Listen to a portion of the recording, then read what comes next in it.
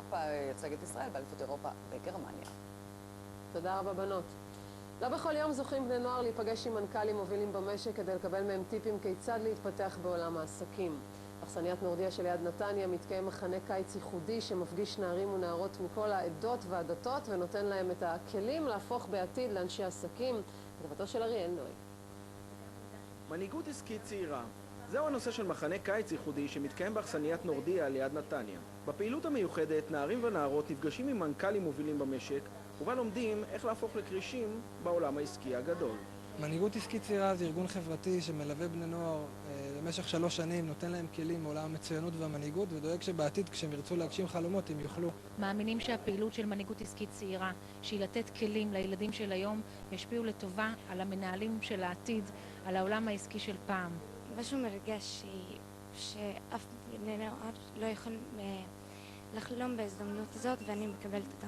בני נוער בני 15, דתיים וחילונים, עולים חדשים וותיקים, ערבים ויהודים, מגיעים מכל רחבי הארץ לנתניה כדי להיות הדור הבא של מנהיגים בעלי אחריות חברתית ותפיסה אתית בניהול. רוצים לגייס בני נוער, כי בגילי, כי רוצים שכל החברות שיש להן בעיות, הם רוצים שאנחנו בני נוער, כאילו אנחנו יותר יצירתיים, הם רוצים שאנחנו נפתור להם את הבעיות. לדעת מהתחום העסקי של החברות ולקבל עוד ידע רחב על החברות ועל הטכנולוגיה המתפתחת בתחום הנרחב.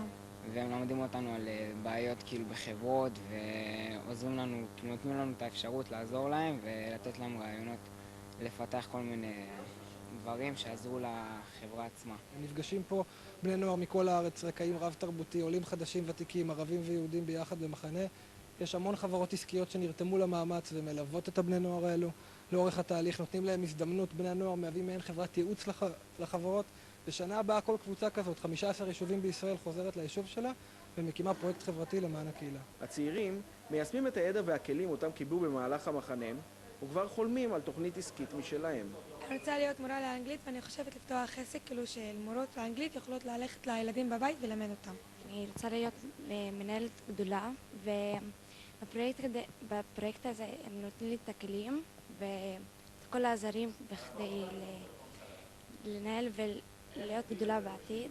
אם כל הגורמים שעובדים איתם ייקחו על עצמם עוד קבוצות ויהיו עוד תלמידים שיהיו בפרויקט הזה, מנהיגות עסקית צעירה תוכל להשפיע על החינוך בישראל בעתיד ולהשפיע לטובה. אנחנו מאמינים שבמדינה שלנו חסר מנהיגות והיינו רוצים שהצעירים האלה בעתיד יוכלו להגשים את השאיפות שלהם ולהנהיג את המדינה שלנו למקום הרבה יותר טוב. יש שיטה שאומרת שמשאירים שבוע בסניפים ואחר כך חוקרים. ובעניין הזה נמצאת איתנו בת שבע משה, מנהלת מרכז יוניסטרים בעכו. ערב טוב לך.